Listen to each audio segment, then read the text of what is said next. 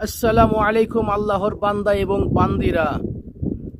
আমরা যে সকল প্রবাসী ভাইয়েরা আছি সৌদি আরবের মধ্যে বা বিভিন্ন রাষ্ট্রের মধ্যে, সবাইকে অনুরোধ করব প্লিজ ভিডিওটা একটা মিনিট, ওনলি একটা মিনিট দেখে যান।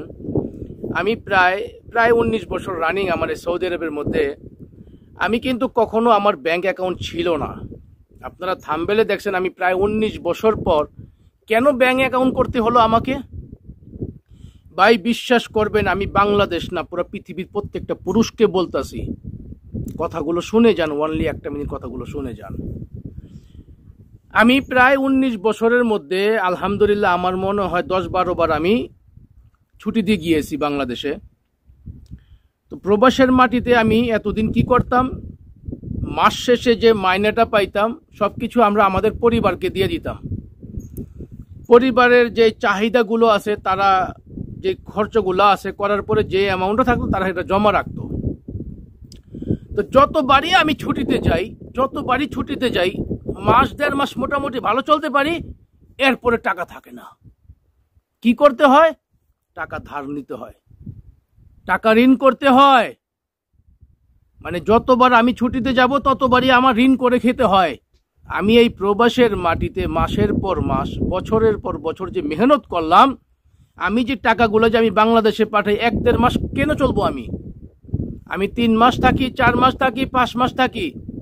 আমার পরিবারকে যে আমি যে উপার্জন করে দিছি, সেখান থেকে আমি যে উপার্জন করে সঞ্চয় করে রাখছে, সেখান থেকে আমি খরচ করব। কিন্তু আমার মনে হয় 90% প্রবাসী ছুটিতে গেলে টাকা ঋণ করতে হয়। কেন ঋণ করতে হয় আমরা কখনো এগুলা ভাবি না, কারণ আমরা আবেগময় প্রবাসী। প্রতি মাসে আমরা যে টাকাগুলো মাইনে পাই, সব টাকাগুলা আমরা আমাদের পরিবারকে দিয়ে দিই। কখনো কিন্তু আমরা জবাবদিহি করি না পরিবারকে, কি করব, সবই তো আমার আপন।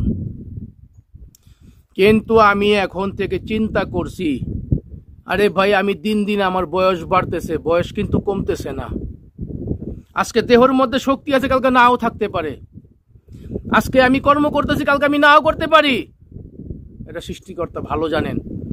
এই জন্য আমি এখন একটা ব্যাংক অ্যাকাউন্ট করাতে অনেকে আমাকে অনেক ধরনের কথা বলতেছে, এত বছর ব্যাংক অ্যাকাউন্ট করো নাই, এখনই কেন করছো? কারণ এখন আমার চোখ খুলছে, এখন আমার বিবেককে প্রশ্ন করছি, আমি এতদিন ধরে ছুটিতে যাইতাছি, কেন আমি ঋণ করতেছি?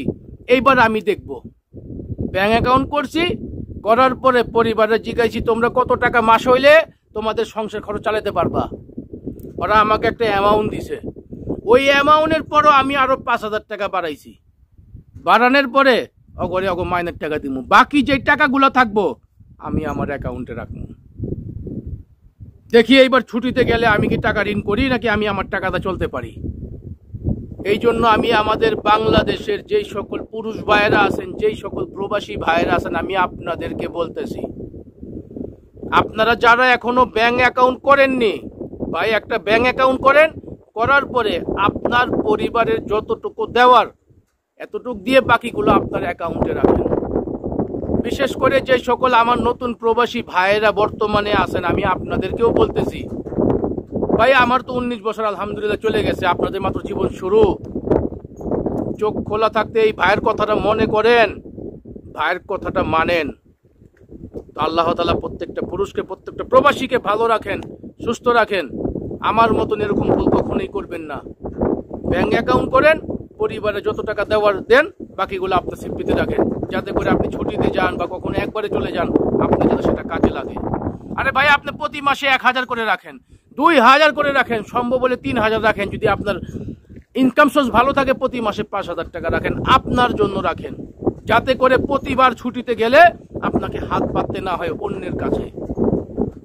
তো আল্লাহ তাআলা সবাইকে ভালো রাখেন, সুস্থ রাখেন। আসসালামু আলাইকুম ওয়া রাহমাতুল্লাহি ওয়া বারাকাতুহু। যদি ভিডিওটা ভালো লাগে শেয়ার করবেন, একটা লাইক দিবেন, সম্ভব হলে সুন্দর একটা কমেন্ট করবেন, সম্ভব হলে অদমের পেজটাকে ফলো করে রাখবেন।